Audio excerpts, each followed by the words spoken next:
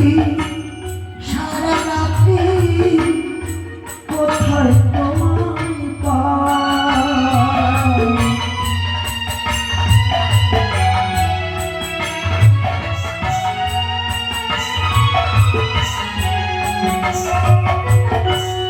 আশার করে জ্বালায় বাতি জেগে থাকি সারা রাত্রি কোথায় তোমায় পাই। কত জনের ভালোবাসা পেলাম জীবনে, ওহো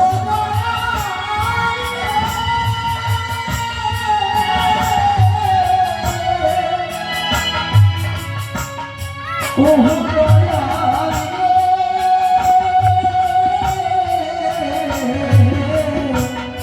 কত জনের ভালোবাসা পেলাম জীবনে,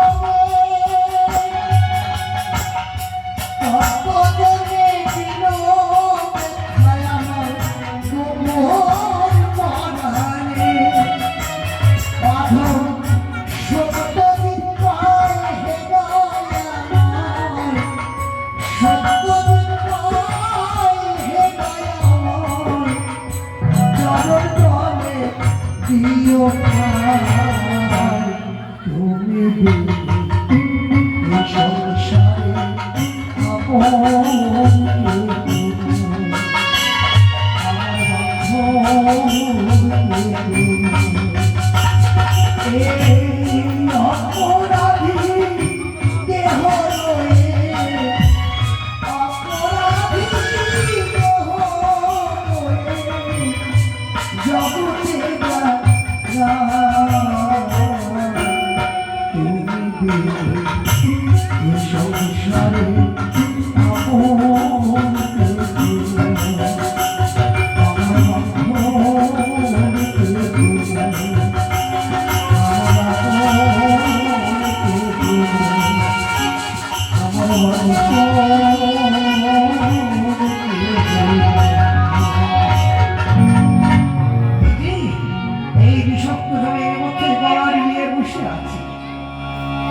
এমনই পরিস্থিতি আমার, কোনো মতে আমি কোল থেকে উপরে উঠে যেতে পারি না, যাই আমি গলা ডুবিয়েই বসে থাকবো চুক্তি করে। যদি কেউ আসে তাদের কাছ থেকে একটি বস্ত্র চেয়ে নেব, চেয়ে নিয়ে আমি লজ্জা নিবারণ করবো।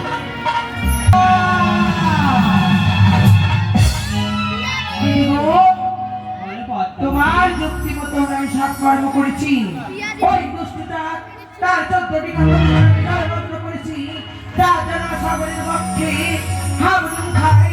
আর যদি জানার মানে মানে নাই, আমি বিশ্ব সমাজের বিশ্বপূজিত হতে পারবো না। তাই তো বলে দাও তুমি আমায় কি কর্ম করতে হবে। বেশ কথা বলি, তোমাকে কুলবধূর বেশ ধারণ করতে হবে। বেশ বেশ, তোমার কথা মতো এই মুহূর্তে আমরা কুলবতী রূপ ধারণ করে তার সম্মুখে যে তাকে উপদেশ দেব। কেমন? বেশ চলো, আর বিলম্ব না। একটি বাবা কে কে আমরা আমরা হচ্ছে এই গ্রামের কুলবধূ। গ্রামের কুলবধূ? হ্যাঁ। কিছু বলতে চাই? সবাই বলতে চাই, এই ঘাটে তুমি কি করছো? মাগো, আমি গলাড়ি নিয়ে বসে আছি। কেন জানো না প্রতিদিন আমরা আসি স্বামীর জন্য এই ঘাটে, আজ কেন রয়েছে আমাদের ঘাটে? যাও বাবা। আমার লজ্জার কথা আমি কাউকে বলতে পারি না, জানো আমার পরনে বস্ত্র নেই তো, তাই আমি কুলে উঠতে পারছি না। দিদি বলো, তার যেন আমায় মা বলেছি।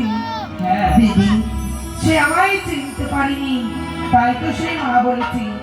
তার মায়ার বাদলে যদি আমি কি হই, আমি বিশ্ববাজারে বিশ্বপূজিতা হব না, তাকে তিলে তিলে শাস্তি দেবো। কেমন? বাবা এক বস্ত্রই আমরা এসেছি এই নদীর কিনারায়, কেমন করে দেবো তোমায় বস্ত্র? তাই কোনো উপায় নেই? রয়েছে উপায়। রয়েছে? হ্যাঁ বলি দাও না জননী, কোন আমার উপায় আছে, সেই উপায় বলে আমি করবো। শোনো বাবা, অদূরে দেখো ধুধু করে উঠি ধোঁয়া, হ্যাঁ, অবশ্যই দেখছি। সেটি হচ্ছে মহাশ্মশান। শ্মশান? হ্যাঁ, সেখানেই সেই শ্মশানে রয়েছে ছিন্ন বস্ত্র, তোমায় পরিধান করতে হবে। ওই মরার বসন পরিধান করতে হবে? হ্যাঁ বাবা। বাহ, সুন্দর উপযুক্ত হবে। যুক্তি দিয়েছে জননী।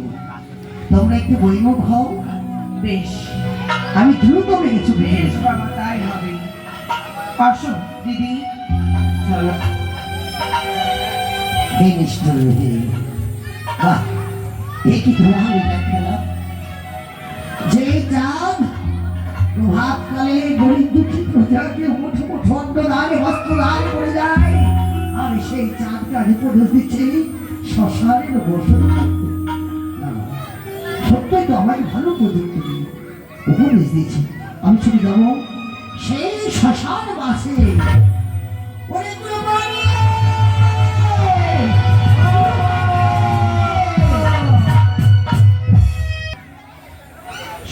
নবীন সন্ন্যাসী, আমি ওই ভিক্ষাবৃত্তি করে আমি জীবিকা নির্বাহ করি, তাই জীবনে যাই।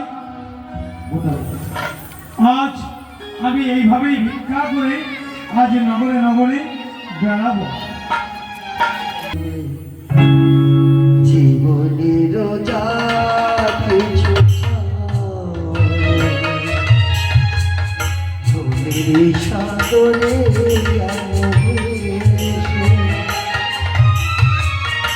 পেলাবে না কিছু, পৃথিবী তোমাকে ভালোবেসে।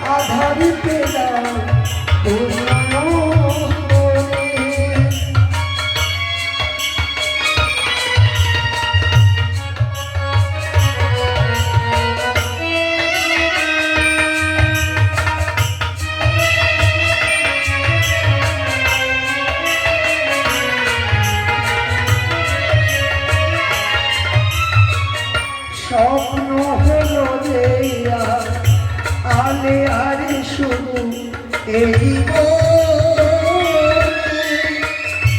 আমি পেরি ছলো রাতে আধার পেলাম তুই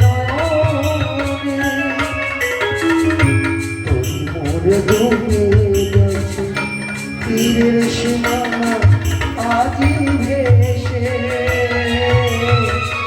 পেলাবে না কিছু লাগে পৃথিবী তোমাকে ভালোবেসে। জীবনের যা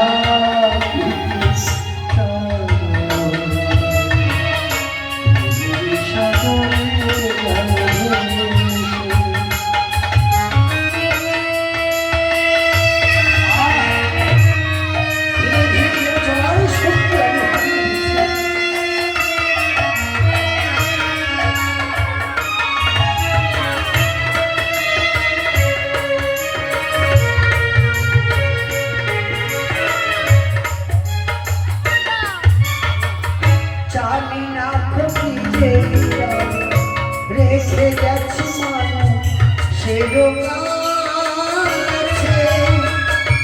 আমারও মন বলে স্মৃতি আজ ছিল সেই তোমাকে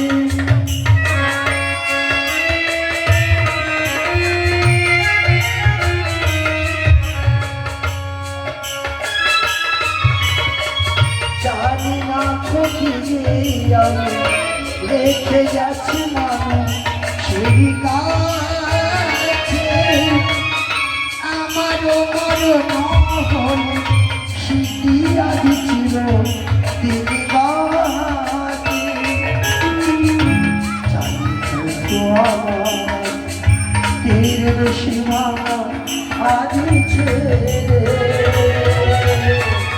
পেলামে না কিছু পৃথিবী তোমাকে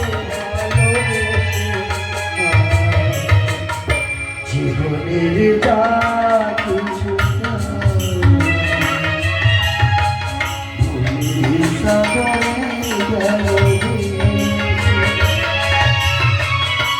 পেলামে না কিছু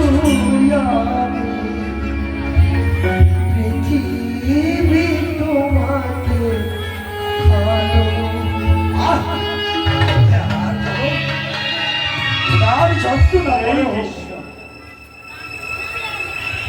এবারে একটি ছোট্ট না কেউ কি বলে দিতে পারে না কোন পথ অবলম্বন করে আমার এই অন্ধকার কুপানার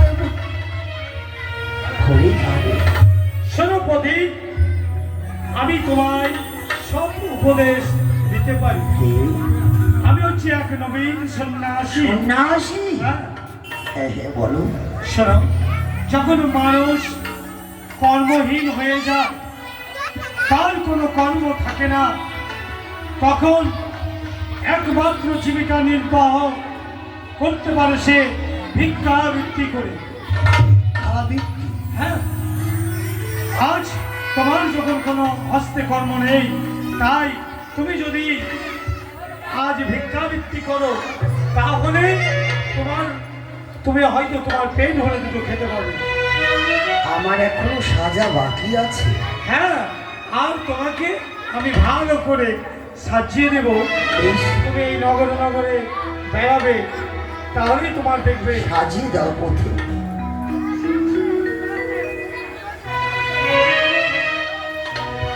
বেশ, আমি তোমায় সাজাচ্ছি।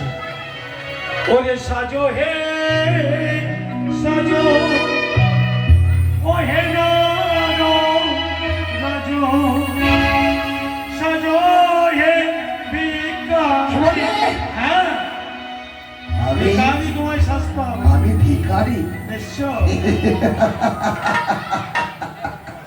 ঠিক ঠিক বলেছ।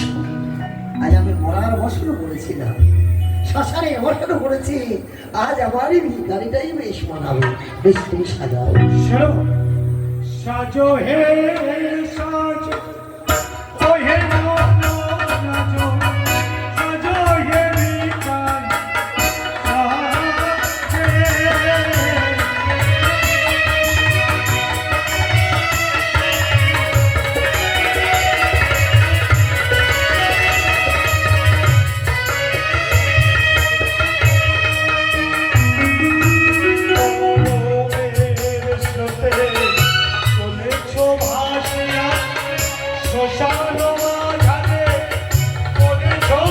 এই বলেছ, পরের শোকে আমি চলছি ভেসে।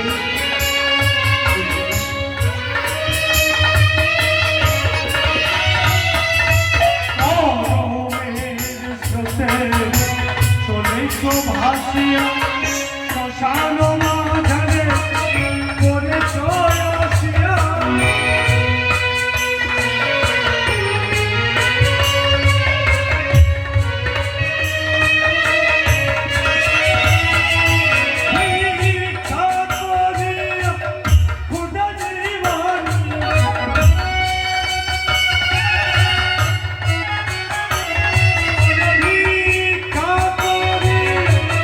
খুদা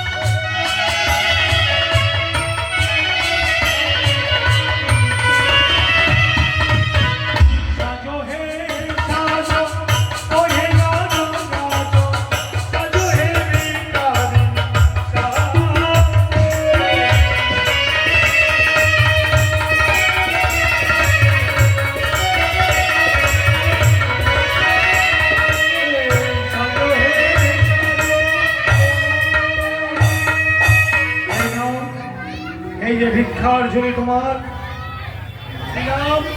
তুমি এই গ্রামে গ্রামে ঘুরলে আজ আমার সমস্ত মায়েরা তোমায় তন্দুর সবজি টাকা পয়সা দেবে, আর তা তুমি রান্না করে খেয়ে তোমার নিজের দেশে চলে যেতে পারবে। বেশ, যাও যাও পথে। পুরো মায়ের মানুষ, এই জন্য বলেছে মানুষের দশা কখনো হাতে কখনো বসে।